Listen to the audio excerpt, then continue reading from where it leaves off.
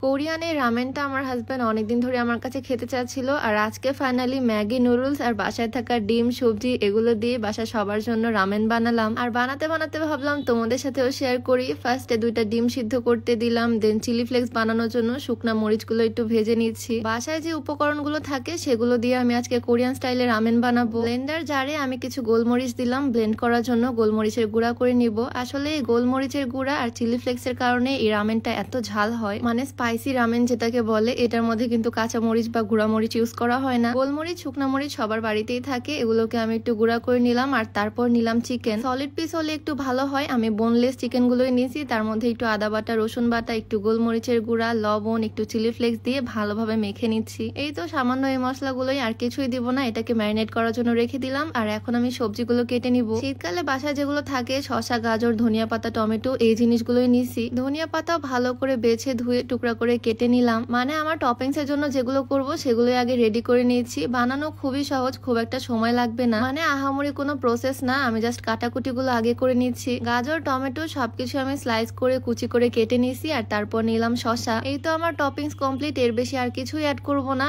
এখন জাস্ট আমি রসুন কুচি করে নিচ্ছি, একটু পেঁয়াজ কুচি করে নিলাম, আর আদা কুচি করলাম। আমার সব কাজ শেষ, এখন বাকি কাজগুলো চুলায়। প্যানের মধ্যে একটু তেল গরম করে আমি ওই যে ম্যারিনেট করে রাখা চিকেন গুলো দিলাম। এখন চিকেন গুলোকে ভেজে নিব। মেইন কথা যা যা লাগবে আমি ফার্স্টে রেডি করে নিয়েছি, আর তারপর রামেনটা বানাবো। তাও আবার বাসায় থাকা ম্যাগি নুডলস দিয়ে, কোন রকমের কোরিয়ান নুডলস ইউজ করব না। চিকেন ভাজা শেষ, আমার সব টপিংসও রেডি। এখন হাঁড়ি বসিয়ে দিলাম রামেন বানানোর জন্য। তার আগে তোমাদেরকে একটু বলে নিতে চাই, যারা চুলের যত্ন করতে চাও একদম প্রাকৃতিক ভাবে, তোমরা চাইলে এই কম্বোটা ট্রাই করতে পারো। যেখানে থাকছে এই সম্পূর্ণ অর্গানিক হেয়ার অয়েলটা, যেটা দেখলেই বোঝা যাবে একদম অর্গানিক অয়েল। এটা চুল পড়া বন্ধ করবে, নতুন চুল গজাতে সাহায্য করবে, চুলে পুষ্টি যোগাবে, চুল ঘন কালো করবে, খুশকি দূর করবে, চুল লম্বা করবে। 30টার বেশি প্রাকৃতিক উপাদান দিয়ে এই হেয়ার অয়েলটা তৈরি করা হয়েছে। আর এটা হচ্ছে হেয়ার প্যাক, যেটা চুলে পুষ্টি যোগাবে। এটা একটা প্রোটিন হেয়ার প্যাক। এই প্যাকটা ড্যামেজ চুলকে রিপেয়ার করে চুলকে মসৃণ, সিল্কি, শাইনি করবে। তো এই কম্বোটা তোমরা পেয়ে যাচ্ছ তহুরা অর্গানিক সব পেজ থেকে। তাদের পেজটা আমি ডেসক্রিপশনে ট্যাগ করে দিব, চাইলে ভিজিট করে আসতে পারো। যাই হোক, আমার রামেনে ব্যাক করি। এদিকে আমি হাঁড়ি বসিয়ে দিয়েছি চুলাতে। এই পাতিলের মধ্যে আজকে রামেনটা বানাবো। সামান্য পরিমাণে তেল নিলাম, যেগুলো কুচি করে রাখছিলাম, পেঁয়াজ, রসুন, আদা, সেগুলো দিলাম। একটু নাড়াচাড়া করে নিয়ে তার মধ্যে দিয়ে দিচ্ছি আমি পানি।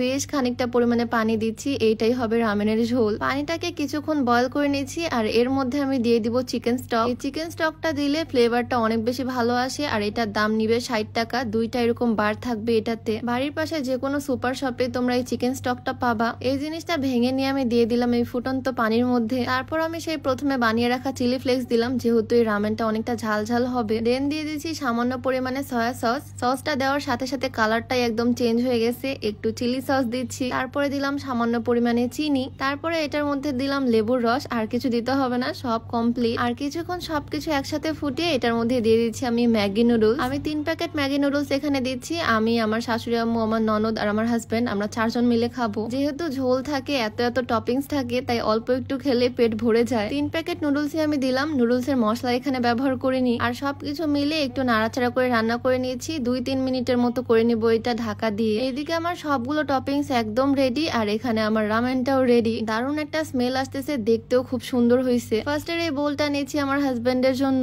চামচ দিয়ে তো শুধু নুডলসই উঠবে, আর তারপর আমি কাট করে একদম ঝোলগুলো ঢেলে দিলাম। সয়া সসটা ডার্ক হলে কালারটা আরো বেশি ডার্ক আসতো, তবে এভাবেও বেশ ভালো লাগতেছে দেখতে। কুচি করে রাখা গাজর, ধনিয়া পাতা, শসা, টমেটো সবকিছু আমি একে একে অ্যাড করতেছি। এই জিনিসগুলো আমি ফার্স্টে রেডি করে রাখছিলাম, যাতে গরম গরম সার্ভ করতে পারি। ভেজে রাখা চিকেনের টুকরাগুলো একদম ছোট ছোট পিস করে এক সাইডে আমি সাজিয়ে দিলাম। আর ওই যে ফার্স্টে ডিম সিদ্ধ করতে দিছিলাম, সেই সিদ্ধ ডিম অর্ধেক করে আমি মিডিলে বসিয়ে দিলাম। দেখো অনেক সুন্দর লাগতেছে দেখতে। উপর দিয়ে একটু গোলমরিচের গুঁড়া ছড়িয়ে দিলাম, একটু চিলি ফ্লেক্স ছড়িয়ে দিচ্ছি, আর অল্প একটু সাদা তিলও আমি উপর দিয়ে দিব, দেখতে যাতে সুন্দর লাগে। আমার কাছে তো দারুণ লাগতেছে দেখতে, মনে হচ্ছে না এটা বাসায় বানানো। মানে আমি যেমন চাইছিলাম ঠিক তেমন একদম পারফেক্টলি এটা মেক করতে পারছি, খুবই ইজিলি। বড় বোলটা আমার হাজবেন্ডের জন্য সাজাইছি। এখন ছোট্ট একটা বোল নিলাম, এটা আমার ননদিনীর জন্য সাজাচ্ছি। একদম কিউট ছোট্ট একটা বাটি। এখানেও সব টপিংসই আমি অল্প অল্প করে অ্যাড করে দিচ্ছি। এটাও কিন্তু দেখতে দারুণ কিউট হয়েছে। এই বলেও আমি সবকিছু একে একে ছড়িয়ে দিলাম। আর তারপরে আরেকটা ছোট্ট বাটি নিয়ে আসলাম, এটা করতেছি আমার শাশুড়ি আম্মুর জন্য। আগে সবাইকে গরম গরম টেস্ট করাই, তারপরে আমারটা নিব। ফার্স্টে আমার হাজবেন্ডকে দিলাম বড় বোলটা। আর আমার শ্বশুর আব্বু অলরেডি ঘুমায় গেছে, কারণ আমি অনেক রাতে বানাচ্ছি, না হলে ওনার জন্যও করতাম। যাই হোক, সে তো খেয়ে ভীষণ পছন্দ করছে, মানে তার কাছে নাকি অনেক ভালো লাগছে, একদম স্পাইসি। আমার শাশুড়ি আম্মু, ননদিনী সবাই এটা পছন্দ করছে। দেন আমারটাও নিয়ে চলে আসলাম, আমিও ট্রাই করলাম, আমার কাছেও ভালো লাগছে, একদম স্পাইসি। আর চিকেন, ডিম, এতগুলো ভেজিটেবল ইউজ করার কারণে পেটটাই একদম ভরে গেছে এক বাটিতেই। আমাদের সবার কাছে তো ভীষণ ভালো লাগলো এটা। ভিডিওটা তোমাদের কাছে কেমন লাগলো অবশ্যই কমেন্টে জানিও। দেখা যাবে নতুন কোনো ভিডিওতে। সবাইকে আল্লাহ হাফিজ।